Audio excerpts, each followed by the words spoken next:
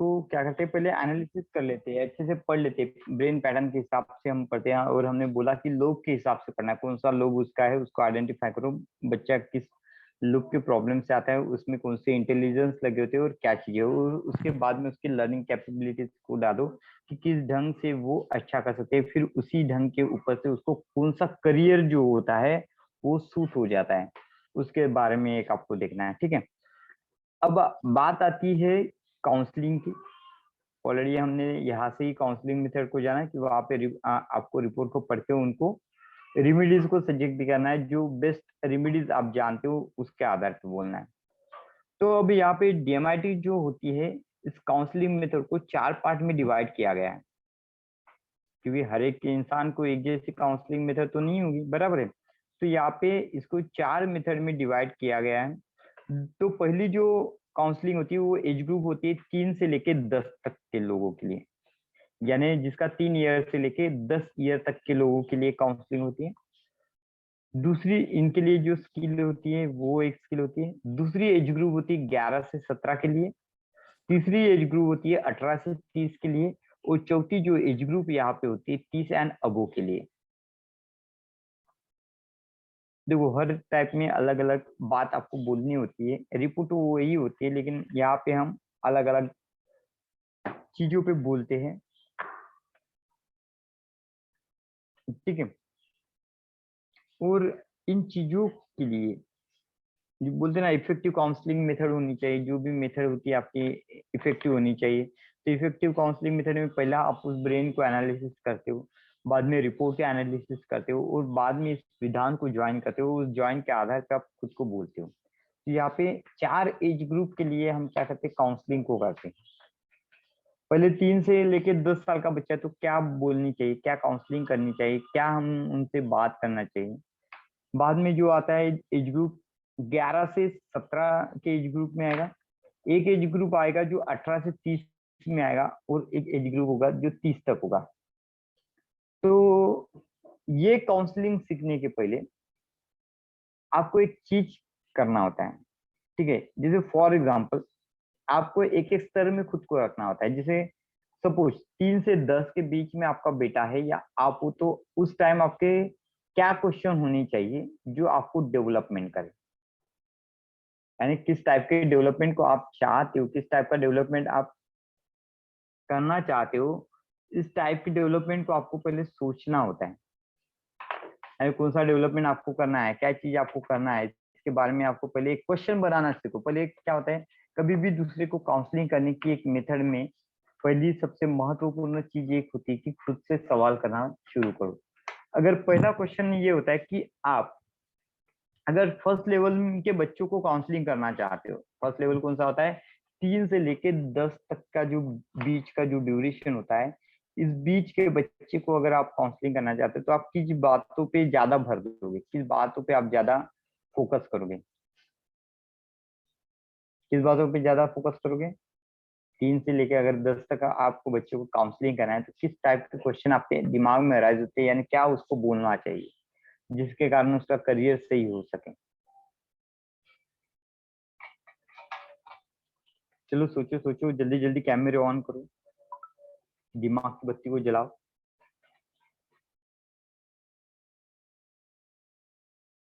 Counselling सीखने जा रहे हो आप, काउंसलिंग में स्टडीज अभी और स्पोर्ट्स, एक्सरसाइज, हेल्थ और स्टडीज, 3 बार। और कोई 3 और 11 साल के बच्चे तक को आप क्या पढ़ाओगे, या किस लिए आप उसको काउंसलिंग करोगे।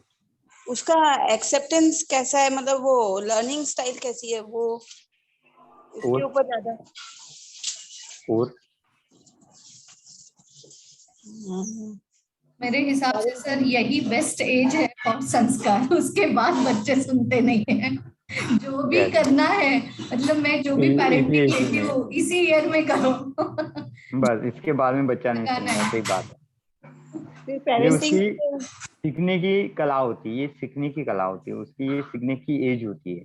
मतलब पढ़ाई बोला तो भी पढ़ाई कैसे करना है, एक जगह बैठ के सुबह उठ के, वो जो संस्कार का पार्ट आता है ना, this is the only age. Okay, अभी क्या है ना, एडल्टहुड थोड़ा और पीछे आ गया। हम 15-16 तक भी सुनते थे, वो अभी 11-12 हो गया है शायद।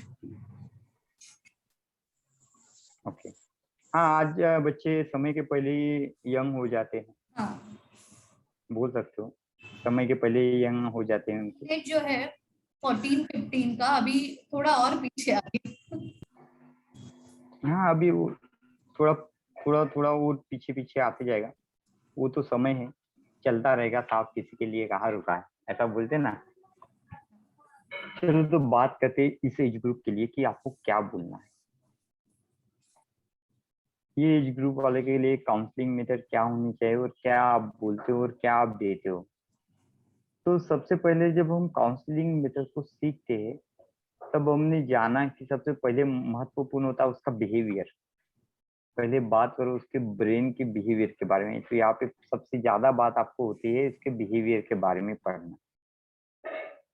यानी वो अग्रेसिव नेचर का है, वो कैसा है, इनर आउटर बिहेवियर उसका किस तरीके से है वो।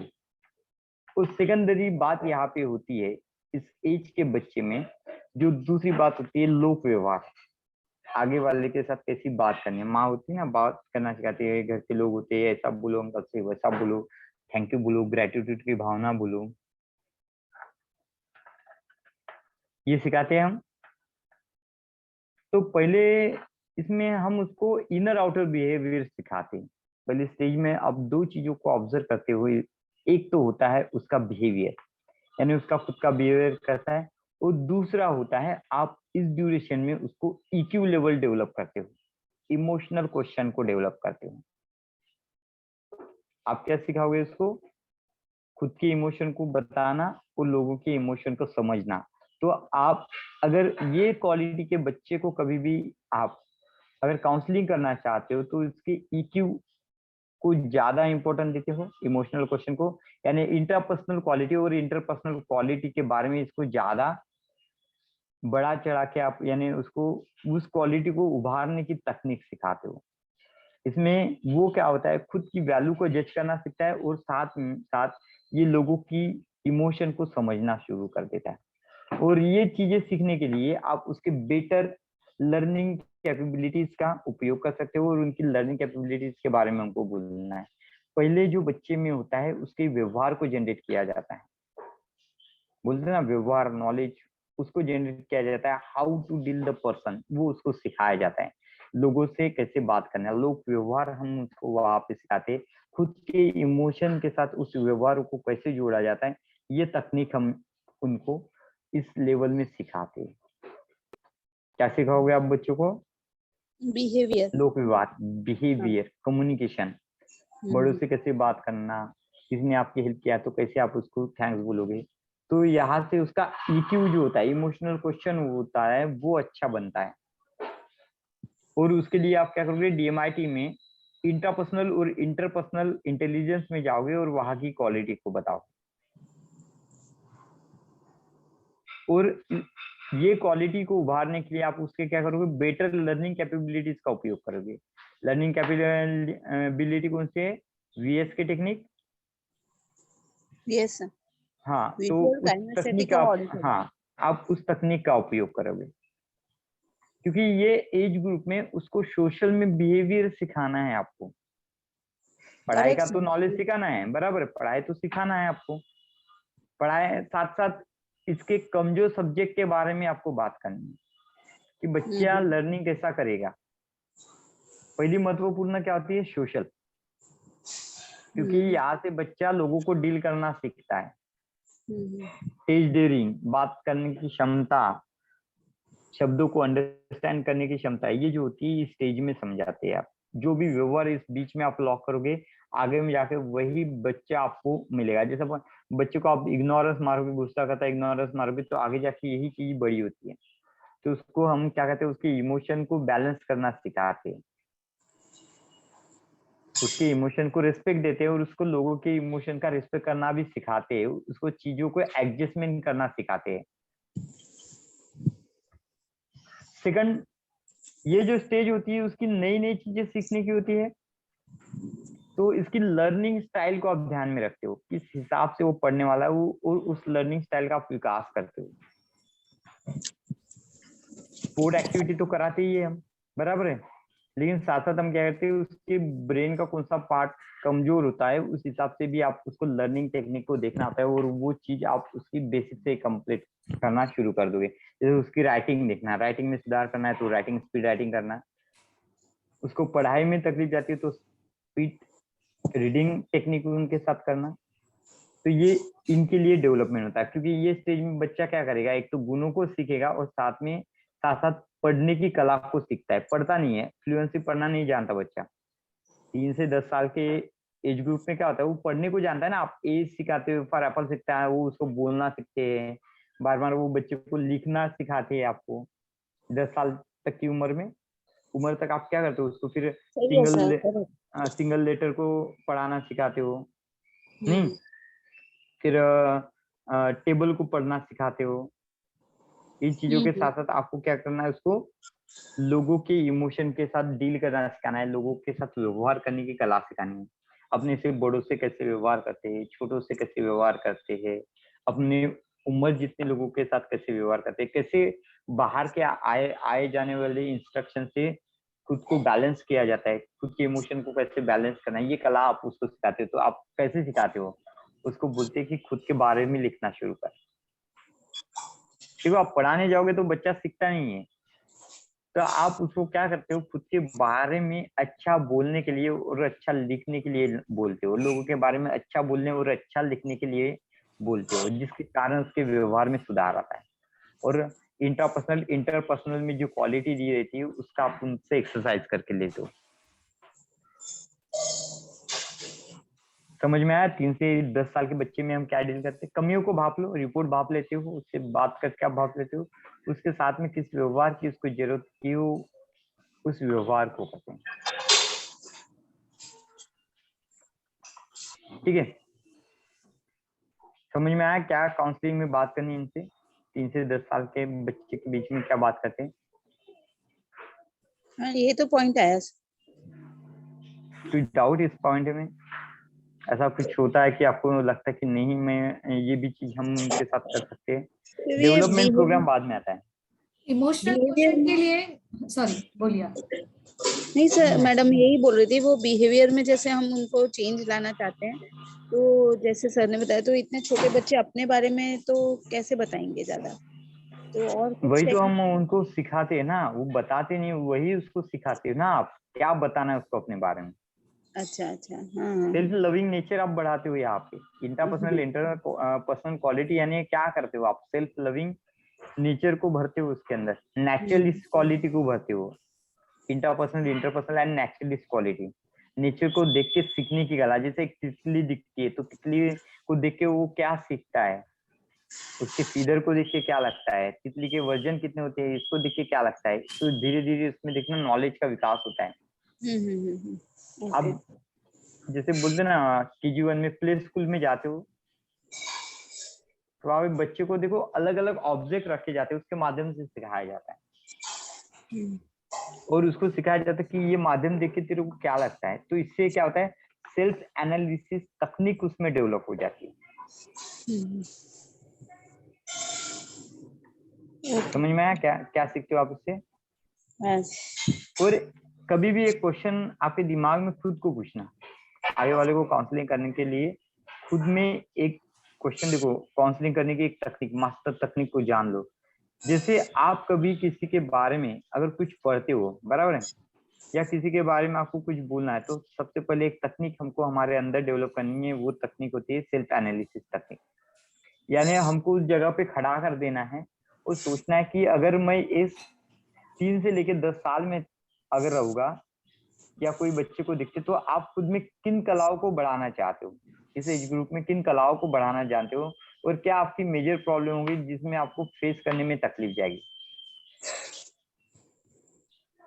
साथ में इन बच्चों में एक अजब सा, इन बच्चों में एक एडिक्शन दिखाई देता है, मोबाइल का एडिक्शन। एज ग्रुप में क्या होता है, मोबाइल का एडिक्शन दिखते है, या बोलते ना कोई बच्चा जिद्दी स्वभाव का होता है, स्टबर्न होता है, रूठ जाता है, थोड़ी थोड़ी बातों के लिए रोने लगता है, ये इन एज ग्रुप में ज्यादा दिखती है। क्यों आता है? क्योंकि ये लोग व्यवहार को नहीं समझ पाते, खुद के इमोशन को बैलेंस नहीं कर पाते, तो आप इनको क्या करते हो, खुद के इमोशन को बैलेंस करने की कला को सिखाते हो।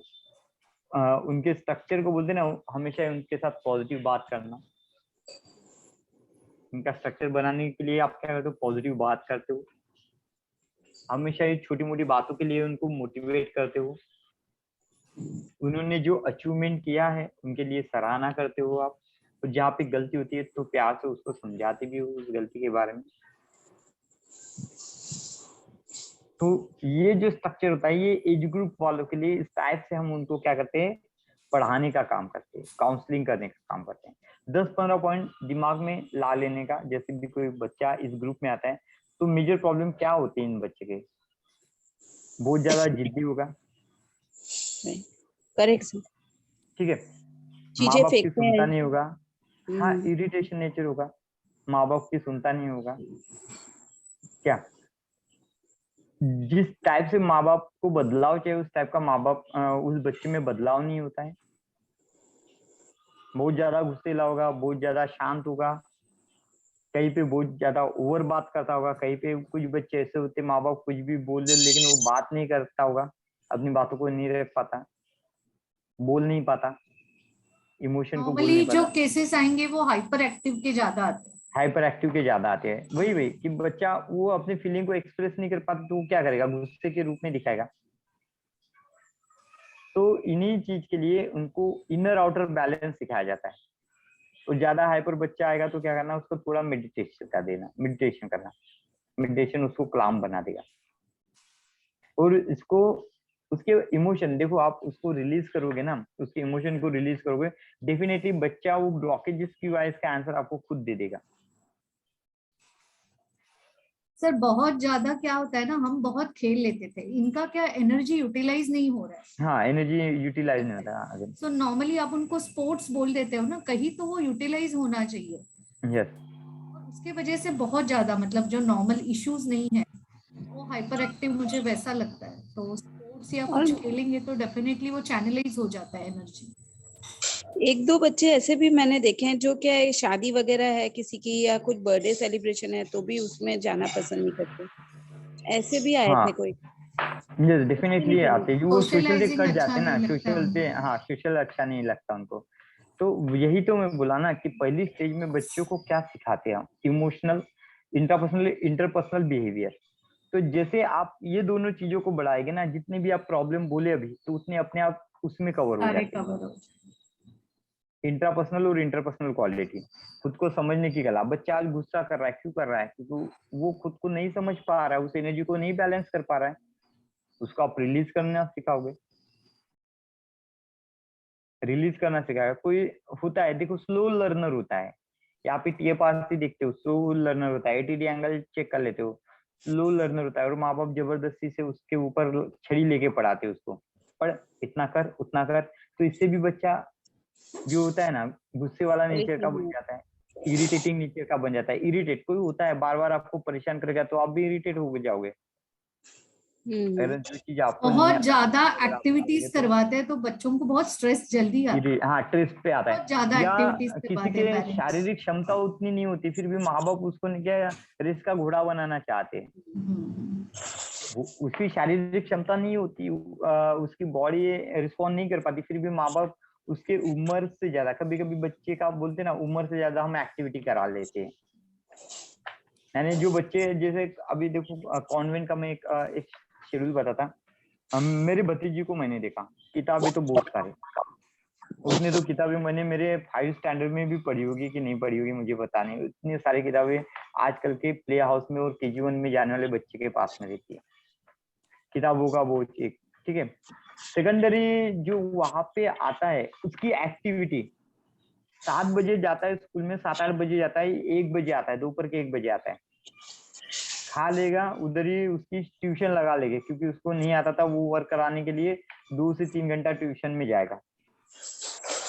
ट्यूशन में जाने के बाद वो बच्चा क्या होता है, घर में लौट के आता है और से खाता है, खाने के बाद हो सकता है उसको नींद आ जाए, या और एक एक्स्ट्रा एक्टिविटी आ जाती है, उसके दोस्तों के साथ उसको खेलने के लिए भेज दिया जाता है।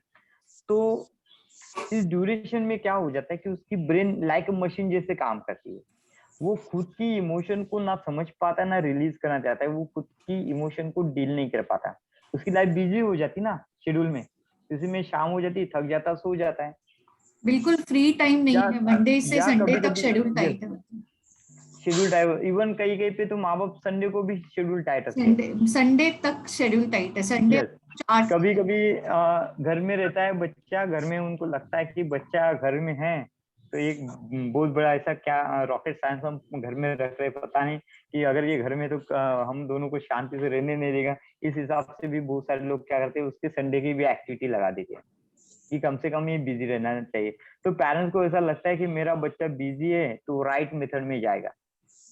यानी अगर किसी के सोसाइटी में अगर बुरे संगत वाले बच्चे हैं, तो आप क्या करते हो, उस संगत से बचाने के लिए उसके टाइम शेड्यूल को एंगेज कर देते हो, लेकिन आप उसकी बौद्धिक क्षमता को क्या कर देते हो, बढ़ाते नहीं हो, कम करते हो। देखो बच्चे का नेचर कितना क्या होता है कि जितना वो सीखता है उसको उसने रिवाइज करने को ना, उतना उसने अनुभव करने को ना, तब जाके वो उस चीजों को सीख पाता है। तो ये सभी शेड्यूल में क्या होता है, उसमें एनर्जी के ब्लॉकेजेस तैयार हो जाते हैं। ट्यूशन वाला एक पढ़ाएगा, टीचर एक पढ़ाएगा, घर में माँ बाप का बिहेवियर एक बताएगा, बराबर है, और सोशल में जाता है तो एक बिहेवियर होता है। तो इन चारों बिहेवियर में, इन चारों साइकिलों को मैच करने में वो असमर्थ हो जाता है, और जिसके कारण उसके मन में ब्लॉकेजेस पैदा हो जाते हैं। जिद्दी नेचर आना, स्टबन होना, किसी की बातों को न मानना, फिर वो खुद की एक साइकोलॉजी बना लेता है और बातों को अवॉइड करना शुरू कर देता है, नहीं तो वो बचने के माध्यम को ढूंढता है। तो देखना है कुछ कुछ बच्चे जो होते हैं स्कूल कॉलेज के ट्यूशन के नाम से अफरेड हो जाते हैं, तो बीमार हो जाएंगे, खाने पीने में नाटक करेंगे। बच्चे खाने पीने में भी नाटक करते, क्यों करते, क्योंकि उनको पता है कि नहीं ऐसा ऐसा होता है। फिर ज्यादा खाने के बाद भी हमको एक्सरसाइज करना पड़ता है, तो पेट में दर्द होता है, अब माँ बाप बोलते तो जबरदस्ती से भेज देते हैं।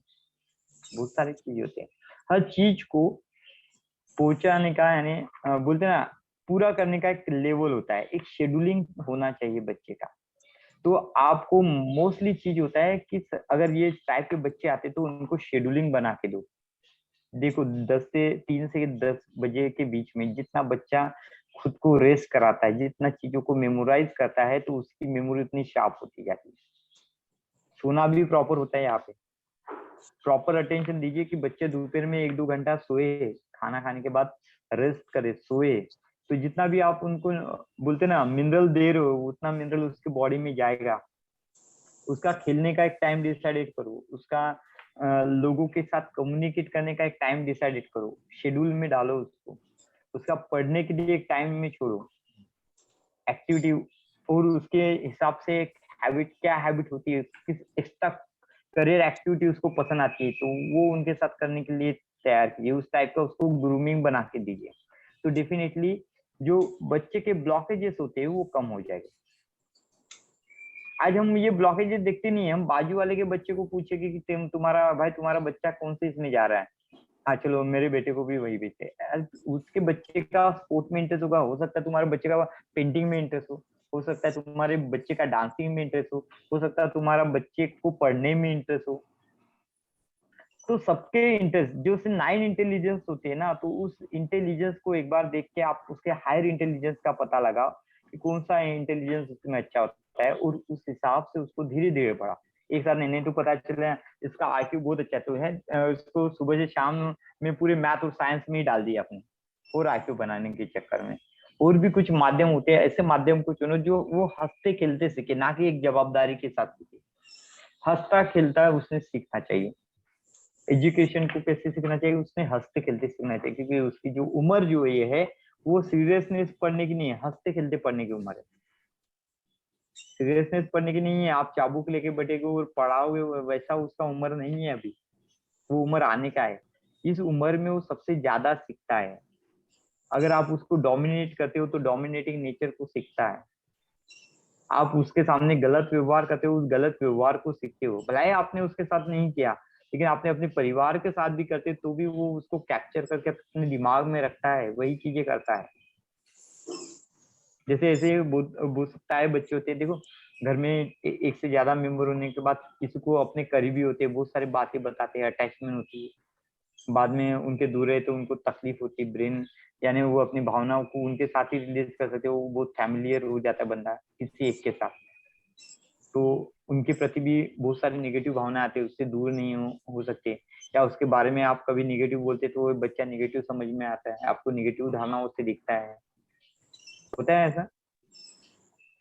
तो ये जो उम्र होती है उसकी मिट्टी में देखो, यहाँ से 0 to 1 साल हमेशा वो बच्चा क्या होता है कि बहुत इनोसेंट नेचर का होता है, उसको सही गलत समझ में नहीं आता, उसका जो विकास होता है ब्रेन का 3 साल की उम्र में उसमें थोड़ी थोड़ी सोचने की उम्र बढ़ती है, लोक व्यवहार की उम्र बढ़ती है, और उस व्यवहार से आपको उसको पढ़ाना होता है। मेडिटेशन पढ़ाओ 2 मिनट का, उसको ब्रेन में टेंशन को रिलीज करने वाली कला को सिखाओ, क्रिएटिव राइटिंग सिखाओ उसको, हो सकेगा आड़े टेढ़े लिखेगा, लिखेगा तो सही, अभी आड़े टेढ़े लिखेगा, लेकिन जब उसकी राइटिंग में सुधार होगा तो अच्छा तो लिखना शुरू कर देगा, खुद की भावनाओं को लिखना शुरू कर देगा। कभी कभी ये भी राइटिंग हमें काम में आती है, जैसे बच्चा कुछ चीजों को बोल नहीं पाता, उसकी डायरी को पढ़ के हमको समझ में आता है कि ये क्या बोलना चाहता है, क्या इसके मन के ब्लॉकेजेस, क्या इमोशनल ब्लॉकेजेस है। क्रिएटिव राइटिंग करना सिखाओ, हमेशा हर चीज में पॉजिटिव वे को बताना सिखाओ उसको, और इसमें आपको ब्रेन एनालिसिस करते हुए उसको पढ़ाना है। इसका ब्रेन एनालिसिस जो भी अभी रिपोर्ट में हमने एनालिटिकल पार्ट दिखे ना, उस चीज से पढ़ाना है उसको, यानी क्या क्वालिटी उसमें होती है उस हिसाब से पढ़ा। तो पहले जो 3 से 10 साल के बच्चे में जो इम्पोर्टेंट होता है वो उनका करियर बिहेवियर, लर्निंग कैपेबिलिटी को बढ़ाना, जो उनकी फेवरेबल लर्निंग स्टाइल होती है उनके उनके बारे में देखना, और एटीडी एंगल देखना पड़ता है यहाँ पे कि उसकी लर्निंग कैपेसिटी कैसी है, स्लो लर्नर है, स्टेप बाय स्टेप लर्नर है, कि लर्निंग कैपेबिलिटी अच्छी है, उस हिसाब को बढ़ना। कोई बच्चा रहता है हाईली एक्टिव रहता है तो उसको स्टेबल फॉर्म में लाओ, कोई लोअर होता है उसकी एनर्जी को बढ़ाओ। तो ये चीजें, और उस एनर्जी को बढ़ाने के लिए जितनी भी मोडालिटी आप सीखते हो उस मोडालिटी में से जो आपको बेस्ट लगे वो अप्लाई करो, उस बच्चे के हिसाब से जो आपको बेस्ट लगे वो चीजों को अप्लाई करना है। तो 3 के 10 के लिए आपको क्या करना है, यही पॉजिटिव बोलना उससे, क्रिएटिव राइटिंग कराना, सोशल बिहेवियर सिखाना, लोगों के साथ बात करने का ढंग उसको सिखाना, पार्क में लेके जाने का उसको, लोग व्यवहार दिखाने का कि कैसे लोग बात करते हैं, बड़े बुजुर्ग के साथ कैसे बात करना है। पार्क में जाएंगे तो अलग अलग टाइप के लोग आते हैं, कोई उसके उम्र के आएंगे, कोई उसके छोटे आएंगे, कोई उसके बड़े आएंगे, कोई उसके बाप यानी दादाजी की उम्र के आएंगे, बराबर है, कोई पिताजी की उम्र के आएंगे। तो इन अलग अलग स्टेजेस के साथ लोगों के साथ उसका संवाद करना चालू करो, तो इससे उसको लोक व्यवहार समझ में आएगा। नहीं तो आजकल की फैमिली इतनी छोटी रहती है, माँ बाप और बेटा, 3 बेटे जो भी होगा वो तीनों फैमिली, तो उसको लगता है कि मेरी दुनिया ही इतनी है, और जैसे सभी जन अकेले अकेले रहते तो उसको अलोननेस आ जाता है, लोगों से इजीली अटैच नहीं हो पाता वो बच्चा, अकेला रहना पसंद करता है। क्योंकि अभी जो हमारे बोलते ना, हम दो हमारा एक जो कंसेप्ट आया है, तो उसके साथ शेयरिंग करने वाला दूसरा कोई नहीं, माँ बाप तो अपने काम में रहते हैं, उसके साथ कौन खेलेगा। पहले हम दो हमारे 2-3 तो भी रहते थे, तो क्या करते आपस में तो कुछ ना कुछ कम्युनिकेशन हो जाता था, लोननेस नहीं रहता था, नहीं भाई भाई मिलकर रहते थे, बहन भाई मिलकर रहते थे, बहन बहन मिलकर रहते थे। लेकिन अभी तो और भी बड़ा चैलेंजेस हो गया ना, हम दो हमारे एक में कि एक ही बच्चा होता है तो उसको ही पूरा पढ़ाना रहता है, तो आप तो हस्बैंड वाइफ तो अपने इमोशन तो एक दूसरे से शेयर कर लेते हो, बच्चा किसके साथ शेयर करेगा। पहला भाई होता तो भाई को तो भी बोल देता था, नहीं बहन होता तो बहन से शेयर कर लेता था, अब किसके साथ शेयर करेगा, माँ बाप के साथ भी करेगा तो उसमें भी एक ब्लॉकेजेस आता है, जनरेशन गैप का ब्लॉकेजेस आता है ना, कोई चीज पूछ लिया तो आप डांट डपका दोगे, ऐसा किसने तेरे को बताया, ऐसा नहीं करना है, प्यार से थोड़ी आप बताते हो उसको, समझाते थोड़ी हो। तो इस तरीके से उसको जब आप पार्क में लेके जाते तो हर टाइप के लोग उसको मिलते, तो हर टाइप के लोगों के व्यवहार के बारे में जानता है, यानी अपने से छोटे बच्चों के साथ कैसा बिहेव करना है, अपने एज वालों के साथ कैसे बात करना, अपनों से बड़े एज वाले के साथ कैसे बात करना, हमारे मम्मी पापा की एज में जो लोग होते हैं उनसे कैसे बात करना, और जो दादाजी वाले एज में रहते हैं उनसे कैसे बात करना, इन कलाओं को सीखता है, इन कलाओं को अपने जीवन में लाने की चीजों को शुरुआत करता है। और जब आप इन कलाओं को उनको सिखाते हो तो इनका लोक व्यवहार डेवलप होता है। और जैसे जैसे बच्चा बड़ा हो जाता है ना, इन व्यवहारों के साथ जब आप देखते हो बड़ा होता है, तो उसको एक कम्युनिकेशन करने की कला इसमें एक आ जाती है। लोगों को इमोशन को डील करना ये बच्चा सिखाता है, तो इसका ईक्यू जो होता है उस लेवल में अच्छा होता है, क्योंकि उसको समझ में आती है ना समाज में क्या टाइप के प्रॉब्लम होते हैं, समाज में क्या टाइप में प्रॉब्लम होती है, ये उसको समझ में आते हैं। लाइक हम जब घर में बच्चे को सभी चीजें आयते देते या देते, हम उसको बाहर का समाज का स्ट्रगल नहीं दिखाते, तो ये बच्चा क्या होता है, इजीली उसको लगती है कि लाइफ में मेरे हर चीज इजीली आएगी। और जब आप हर चीज उसको इजीली देते हो, जब बड़ा हो जाता है यही चीज होती है। और वो तब मांग लेता है जब आपकी कैपेसिटी वो देने की नहीं होती, या आपको लगता है कि ये चीज अब ये उम्र में इसके हाथ में नहीं देना चाहिए, तो वो उसमें से सही गलत को नहीं जान पाता है, और तब वो जीत कर जाता है, क्योंकि आपने उसको लोक व्यवहार नहीं सिखाया। तो ये जो उम्र होती है स्पेशली उसके बिहेवियर को सिखाया जाता है, उसको आध्यात्मिकता को सिखाया जाता है, उसको पूजा क्रियाकलाप को सिखाया जाता है, जिस कलाओं में वो अपने जीवन को बेहतर बनाना शुरू कर दे। जैसे स्कूल में जाते के पहले दिया लगाओ, घर के पूजा घर में जाओ दिया लगाओ, तो इसमें आप क्लामनेस को भरोगे, एक बोलते ना एक रिदम को उसके लाइफ में भरोगे, स्टेप बाय स्टेप डेवलपमेंट को उसके लाइफ में भरोगे, एक शेड्यूलिंग आप उसके लाइफ को उसको बना देते हो। और जो शेड्यूलिंग ये 3 से लेके 10 साल में देते हो, वही शेड्यूलिंग होल लाइफ वो ट्रैवल करते रहता है, होल लाइफ वो उसी चीज को करते रहता है। तो इसलिए सबसे महत्वपूर्ण पहला जो एज ग्रुप होता है हमारे यहाँ पे काउंसलिंग का, वो होता है 310, 3 साल से लेके 10 साल के बीच वाला बच्चा।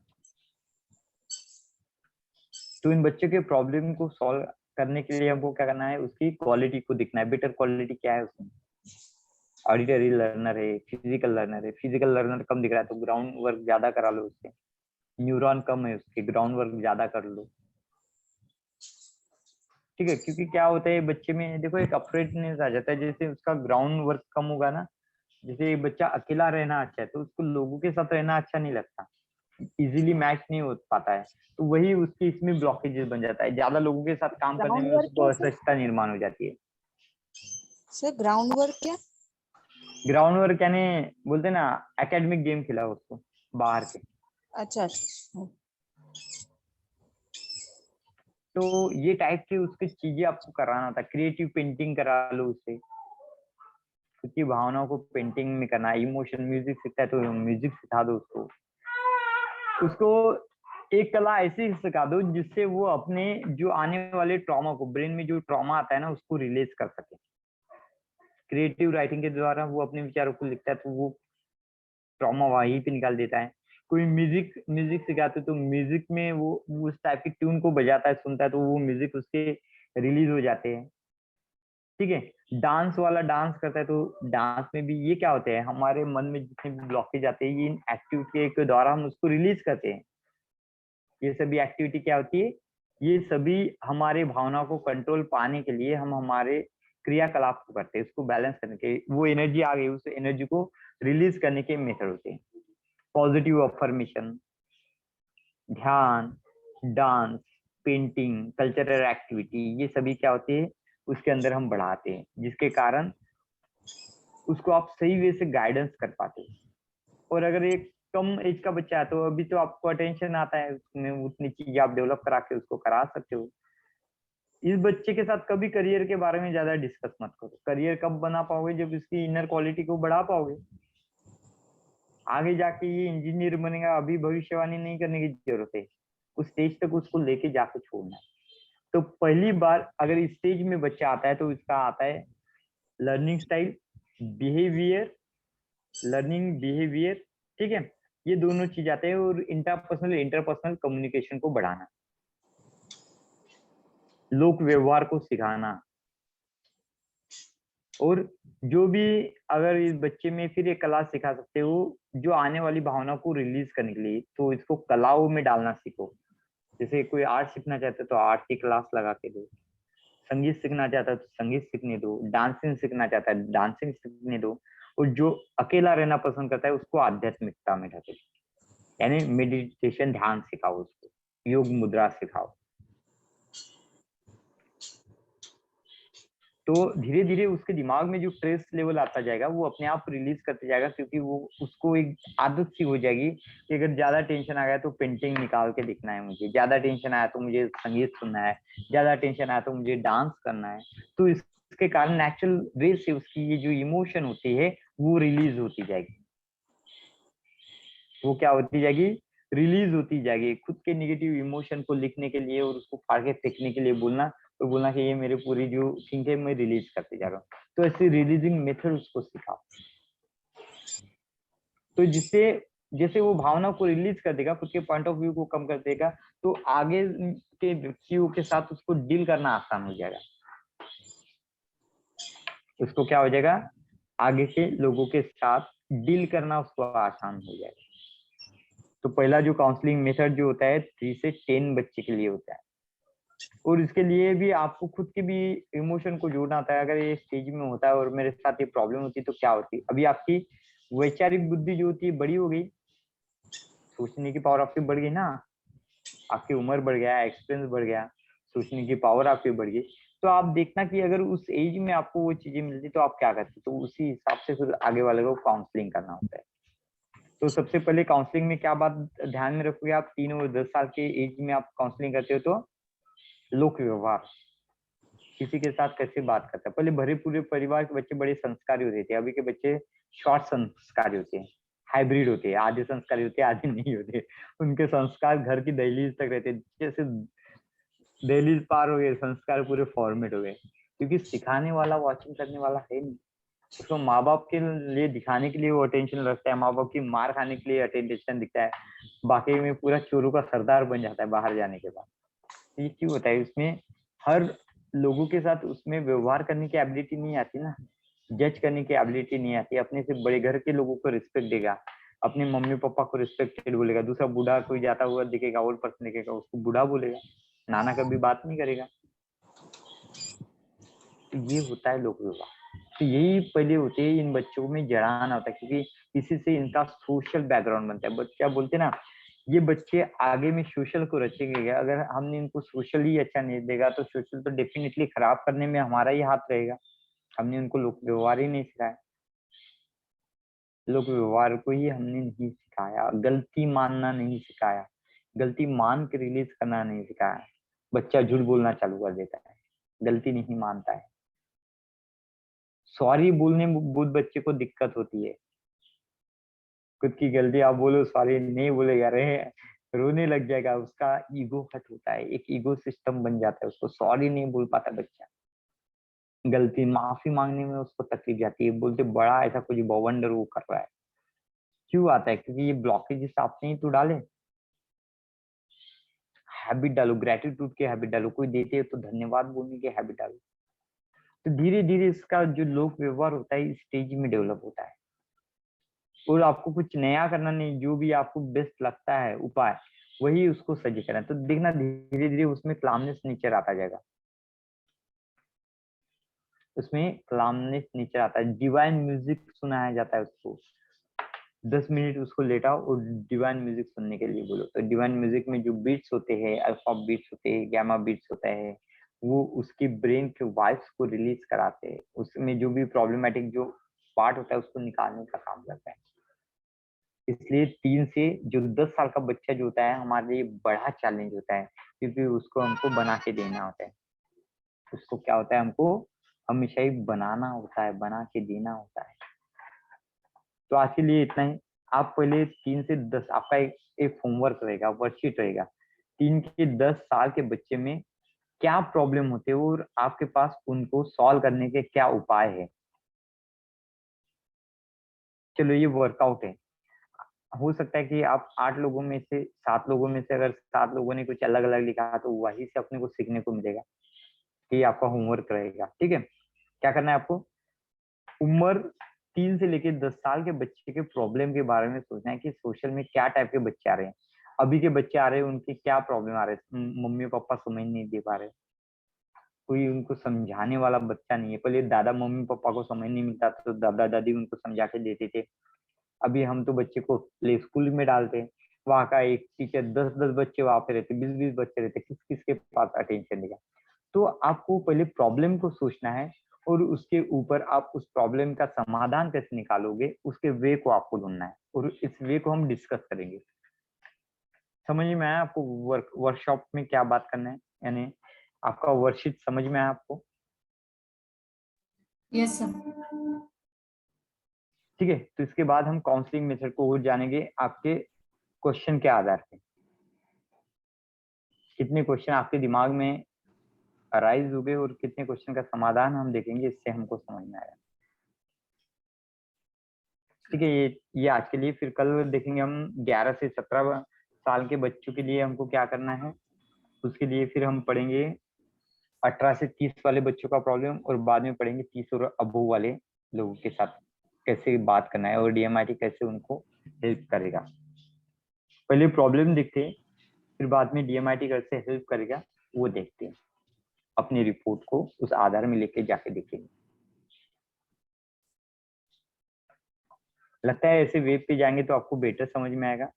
कि वे को चेंज करना है तो आप बोल सकते हो, फ्री फ्रैंकली बोल सकते हो, सर इसके अलावा दूसरे भी वे हम ट्राई करके देख सकते हैं। नहीं, ये अच्छा है, एज रिलेटेड डिस्कशंस हो जाएगा। तो ठीक है, मेजर DMIT वही आएगा, 2 एजेस में। यस, 2 एजर का डिफरेंस ही मेजर DMIT होता है। तो डेफिनेटली आपको समझ में आएगा DMIT में काउंसलिंग ये कला होती है। इसकी टेक्निक सीखने से नहीं आती आपको। काउंसलिंग कभी सीखने से नहीं आती, या फिर जो बेटर आप सीखते हो ना उसको खाली रिलेट करना होता है। आपने जो सीखा अभी तक, जो नॉलेज सीखा है उसको रिलेट करना होता है उस बच्चे के इमोशन के साथ कि कैसा वो मानेगा। उस तरीके से आपको उसको डेवलप करना होता है। ठीक है, 3 से लेके 10 साल तक के बच्चे का आप पहले देखो क्या प्रॉब्लम रहते हैं, उनको ऑब्जर्व करो। या आपके पास अगर बच्चे वो पढ़ने के लिए आते तो आप जनरली सोचो उसमें क्या प्रॉब्लम आती है, कितनी प्रॉब्लम आ रही है उन्हें, क्या प्रॉब्लम आ रही है। क्योंकि ये नॉलेज प्रैक्टिकल है, काउंसलिंग का नॉलेज होता है प्रैक्टिकल होता है, इसका थ्योरेटिकल कोई विधान नहीं होता।